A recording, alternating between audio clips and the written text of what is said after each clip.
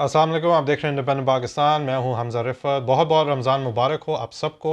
अल्लाह ताला आपके और आपके अहल खाने को किसी भी मुसीबत से बचाए। और सबसे इंपॉर्टेंट बात यह है कि आप लोगों का रमज़ान जो है वो खुशहाल गुज़रे, इबादतों के साथ गुज़रे। फ़लस्तीनियों को प्लीज़ अपनी दुआओं के अंदर याद रखिएगा। नाज़रीन, आज का जो ये सेगमेंट है, मैं रमज़ान की कीमतों के ऊपर अभी इस वक्त बात करूँगा।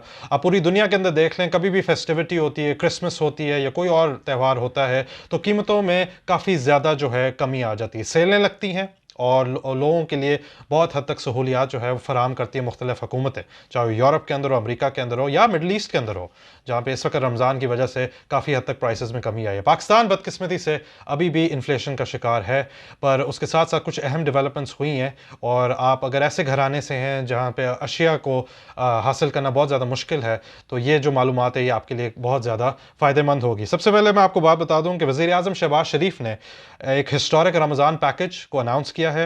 ये सब्सिडी है 26.8 मिलियन डॉलर्स की। ये अगर हम इसको रुपयों के अंदर करते हैं तो 7.5 बिलियन डॉलर्स की होगी। और ये सब्सिडी इस वजह से दी जा रही है ताकि जो कीमतों के अंदर कमी आ जाए और जो गरीब आदमी है वो उस अशिया को ख़रीद सके जो उससे पहले महरूम था।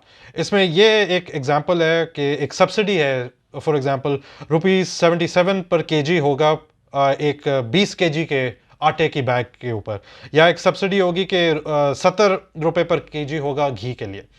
अब सबसे इंपॉर्टेंट बात ये स्टेप तो अच्छा है, ये कदम अच्छा उठाया शहबाज शरीफ साहब ने। और साथ ही साथ खैबर पख्तूनख्वा के जो चीफ मिनिस्टर हैं अली अमीन गंडापुर, उन्होंने ये बात की है कि जो है कीमतों के अंदर कोई भी इजाफा खैबर पख्तूनख्वा के अंदर नहीं होगा रमज़ान में, और अगर किसी ने इजाफा करने की कोशिश की उसके खिलाफ कार्रवाई होगी।